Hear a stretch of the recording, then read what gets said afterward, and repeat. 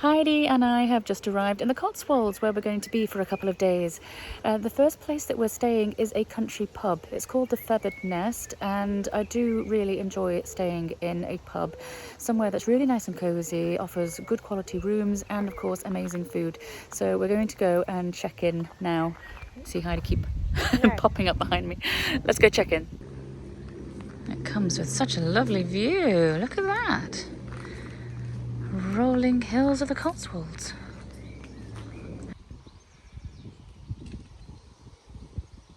Well, we've checked in. This is our really cute and sweet little cottage just at the side of the pub. Very, very charming, just what you want for the Cotswolds. So this is our main living area with the sofa, wooden beams, nice fireplace with a log burner. I think we'll have to get that going later, just for the cozy vibes. So yeah, this is the main living area. Little farm-style door. Over here we have got the dining table. Excuse my luggage, please. The stairs that go up to the bedroom and bathroom. Through here we've got a little kitchen. Let's go down. So a little eating station, sink and kitchen hobs. So you can cook in here as well. Coffee maker, microwave. Oh, very cute. Right, let's go and venture upstairs and take a peek. So it looks like the bathroom is straight ahead. Oh, fabulous. Nice metal tub, roll top, and a shower as well. Oh, that's really nice. I'm loving that mirror with that sort of old antique wood. Really nice. Look at the views from the bathroom. It's the same views as we had when we arrived, looking out over the Cotswolds countryside. Oh, lovely. Very, very nice. Bramley. Got bathrobes.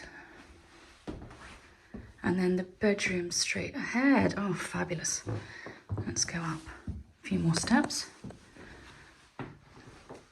Oh, this is really, really sweet. I think we are going to be very happy girlies here tonight. Let me know what you guys think.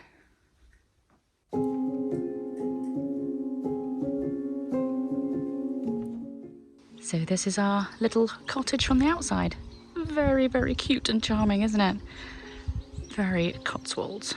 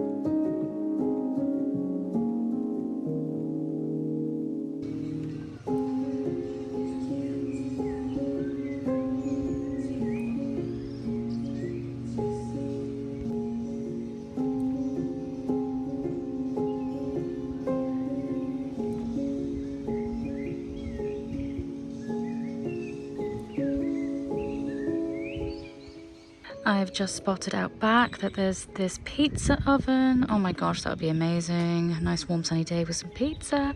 And also they've got their own vegetable garden down here, so they're growing their own produce for the kitchen. That's amazing. I love that. I love a place that grows its own food. So this is the outdoor area at the back. Loads of seating, which is under cover in case we have any sprinkles, which is always common in the English countryside. And you can sit and enjoy these amazing views too. How lovely. You can hear a little birdie over here by the vegetable garden, tweeting away.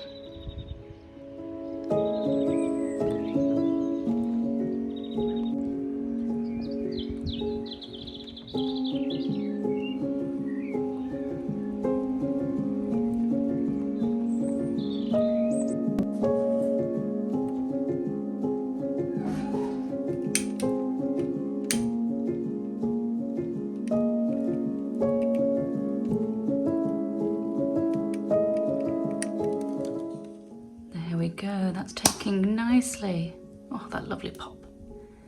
It's not particularly cold, we don't really need a fire, but while it's here, I really want to make use of it.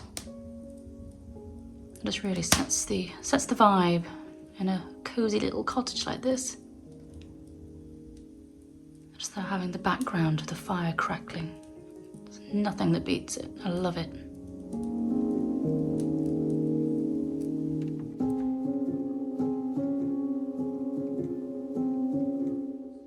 I've just been reading that in the original 15th century deeds to the house, this was called Little House, which I think is very fitting for such a cute, teensy little cottage. Very, very in keeping. So the house, as I say, dates to the 15th century, and the pub next door, which it's now a part of, dates back 350 years. It used to be a malt house, and that's where they would brew barley, which would be used for the brewing of ales. And then from there it became the centre of the village. I don't know if you can call it a village or not. Is it a hamlet or a village? Nether Westcote? I'm not sure, but it became the hub of the community, shall we say.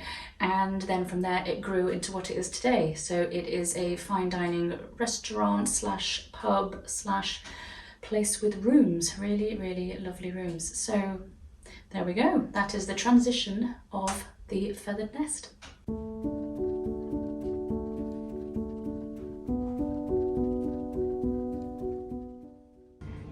Okay, we are down for dinner.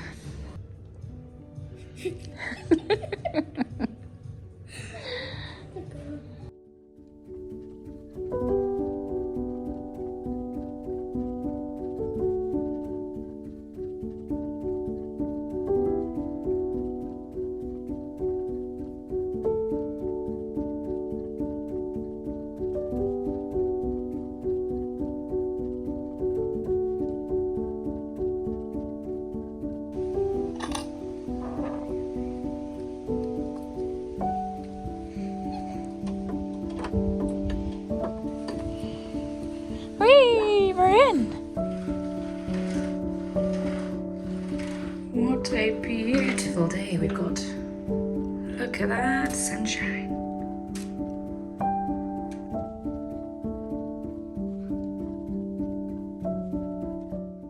Well, we have woken up to a beautiful, beautiful morning. It's lovely and sunny. Just trying to straighten the hair out a little bit before we head for breakfast. So I think they'd have a set hour for the breakfast time, so it's between 9 and 10 o'clock. So it's about 10 to 9 now. We will head down and have some lovely food before we set out for the day. I'm not sure where we're going to go yet. I'm thinking possibly Chastleton House, which I've shown you before, although that was during winter. So we might go there because that's only about a 10-15 minute drive away before we head a little closer to where we're staying tonight, which is in the village of Amply Crucis. It's a really, really nice little village. Oh, I'm getting a bit static now. Right, that'll do. Let's clip it up. Gosh, it takes so long. Time for a haircut, I think. Right then, that'll do. Breakfast time. Let's go. You ready? Yeah. Almost. Come on, get the shoe on. And then let's go for breakfast. Yeah, because I'm hungry. sunshine. Look at that. What a glorious day. And there we go. It's as far as we have to stumble. 20-second walk through that door.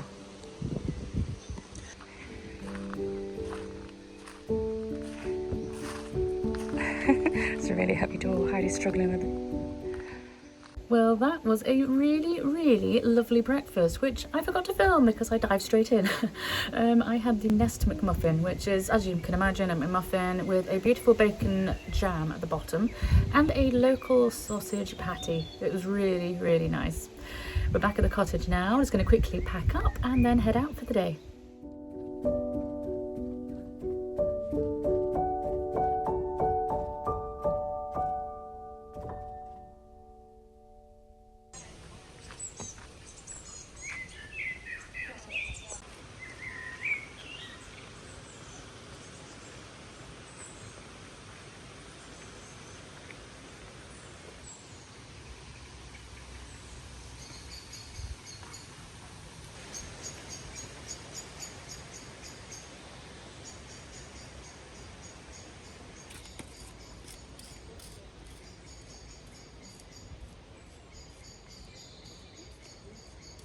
Hello from Sudeley Castle, a really fascinating place with over 1,000 years worth of history. It's been home to many famous and interesting monarchs over the centuries, starting with Goda, the daughter of Ethelred the Unready.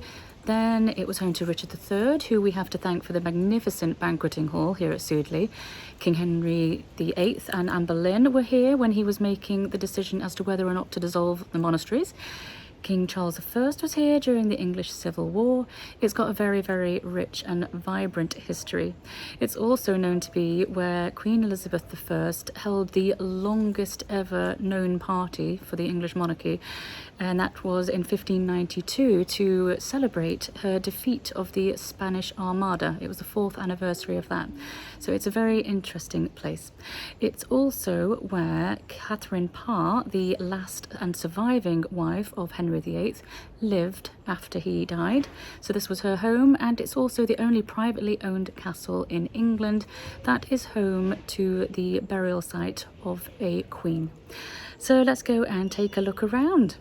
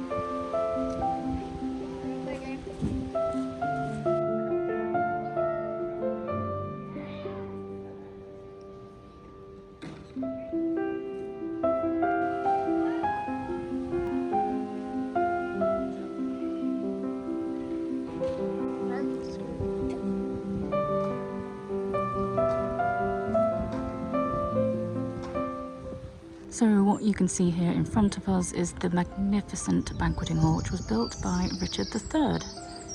Sudeley was seized by the crown during the War of the Roses and given by Edward IV to his brother Richard in 1469 when he was still Duke of Gloucester. So this was before he became king.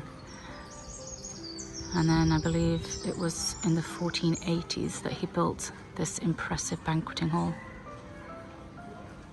Smells beautiful with all the roses. Some of them are gone over, but it still smells amazing. Just look at the details, the beautiful intricate windows, that fireplace down there. Looks like there would have been another fireplace just there. But it's beautiful. Very ornate. just through that window at the back, you can just about make out the chapel, which is where Catherine Parr is buried. I'll take you there shortly.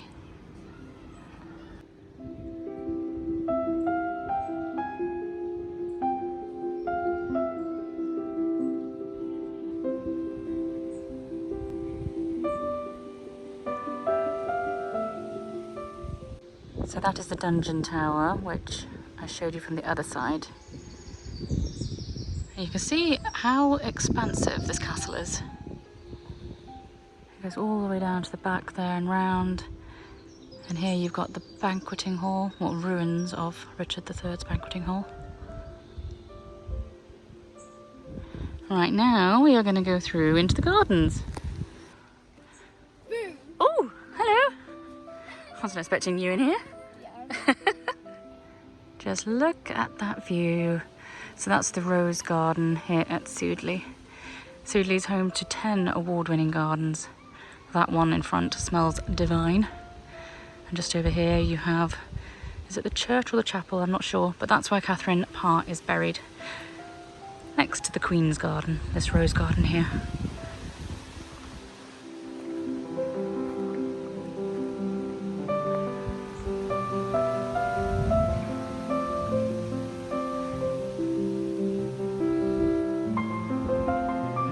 Side of the banqueting hall here.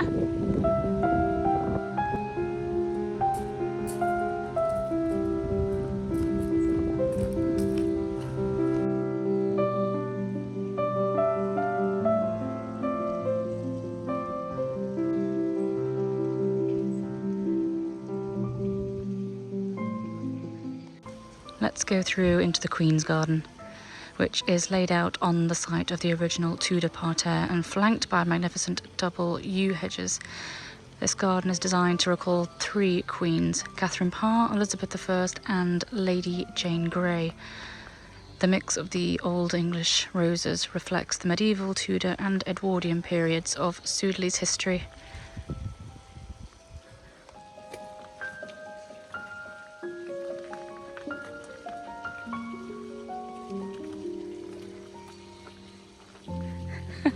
Heidi. Oh, bless her little cotton socks.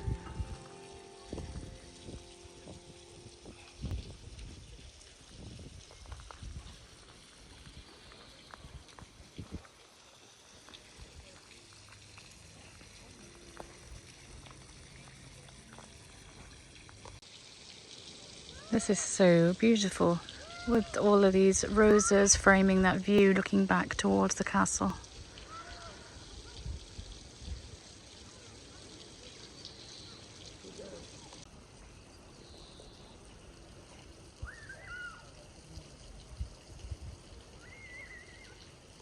You feel like we're a week too late. There's still loads of roses out, but they're all slightly over. They've still got a beautiful perfume. But it would have been fabulous to show you this garden at its height, because when it's in full bloom, it is just magnificent. Saying that, it's still really, really beautiful.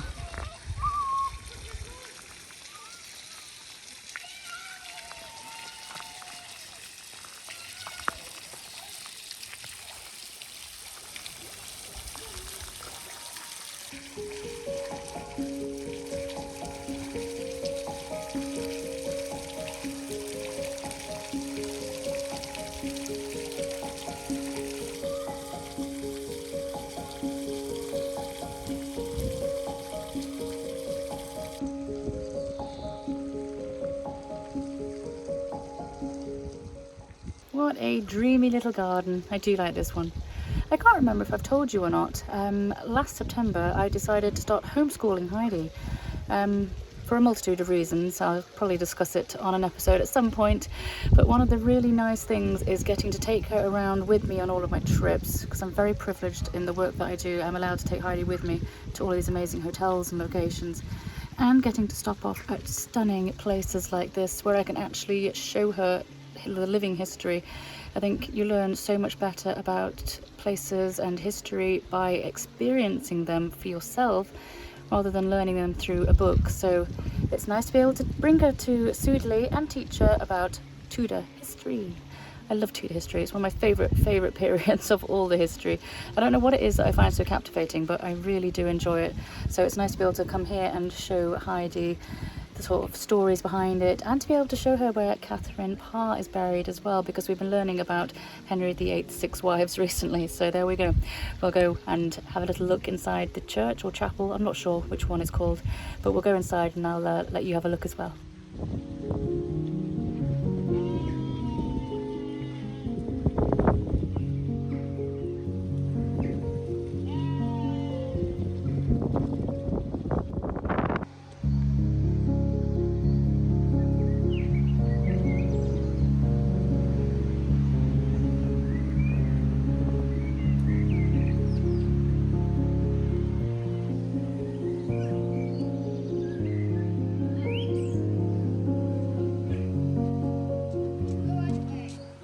Heidi, Yep. before we go in, do you know who's buried inside there? Yes.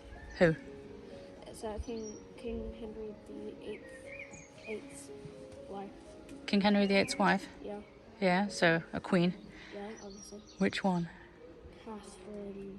Which Catherine? Because there was 3 Catherines, wasn't there? Catherine Parr, that's right. And which one was she? The survivor, bro. The survivor! The only reason he survived is because he died. Yeah, probably. That's He died, he did. He did die before anything could happen. But yes, she was the last one, the surviving wife. Yeah. And she lived here at Sudeley, and this is where she's buried. Hooray. Shall we go and have a look? Sure. Come on then, let's go. Are you turned into a penguin? Wrong direction, darling. Wrong direction.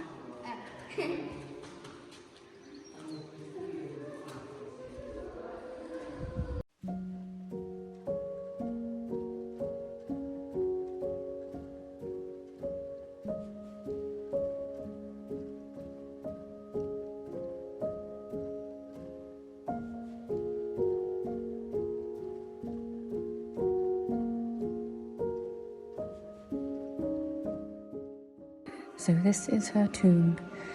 It was commissioned by the Dents who lived here, and in April 61 her leaden coffin was moved for the last time, and her remains, which were a little brown dust, were put into the new tomb, which was designed by Sir George Gilbert Scott and carved by the firm of J. Burney Phillip, who were also responsible for the Albert Memorial in London's Hyde Park. But this is where she resides now, inside this Victorian tomb.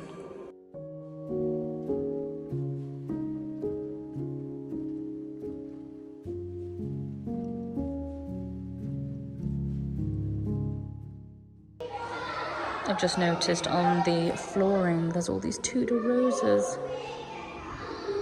It's so lovely. Beautiful detailing.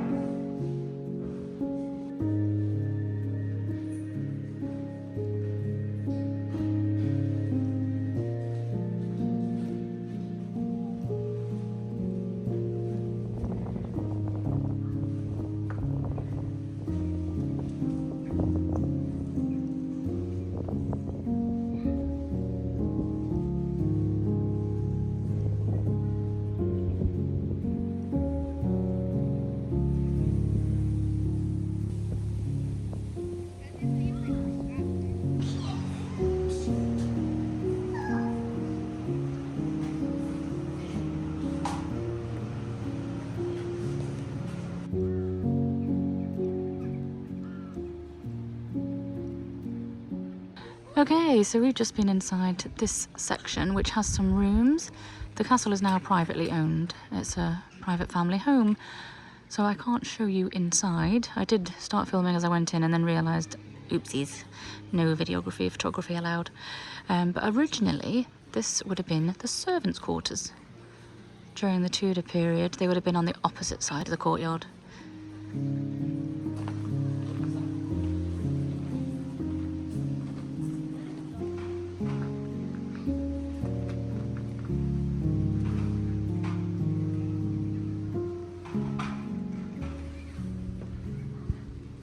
through the old Richard III banqueting hall.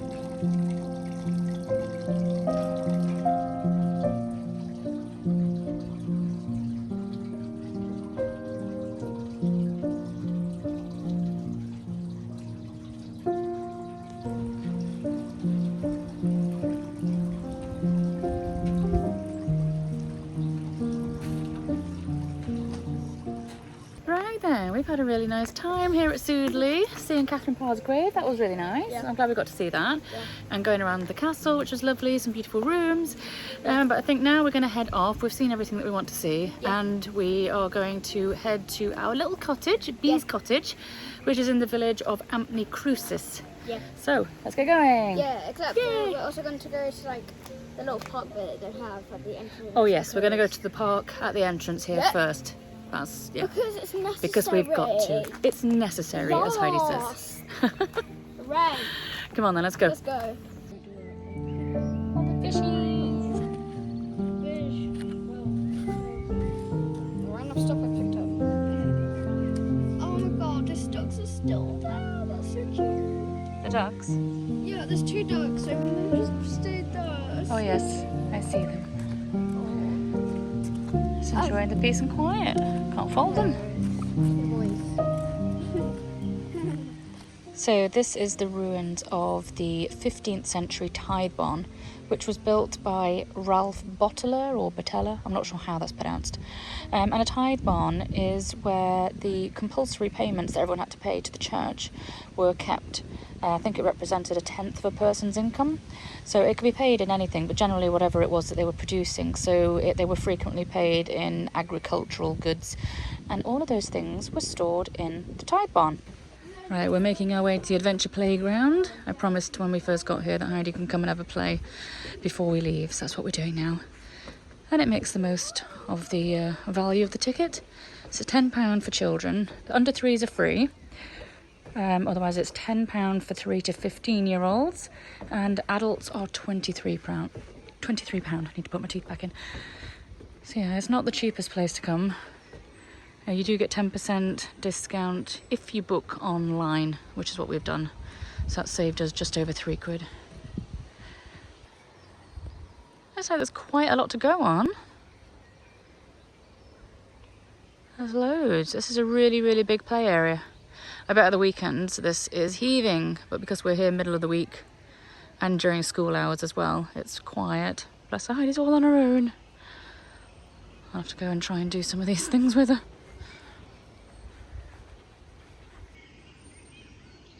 That is such a cool little castle. I like it. But yeah, this is a fabulous obstacle course, isn't it, Heidi? I know, there's like all the way around here, right? Uh-huh. And then over there, there's like another little mini one. Yeah, it goes all the way around, doesn't it? Bridget. Yeah. Right, now you come. That's it. Go on, Heidi. I have a bad thing about the papa. Hell yeah. Wait, can you take my bag? Yeah, come on then. Take my bag. Don't throw it. Whoa, blimey. Damn, you caught that. I did manage to catch that. I wasn't expecting you to blooming sling it at me. Good lord, child. Alright, one strawberry bag.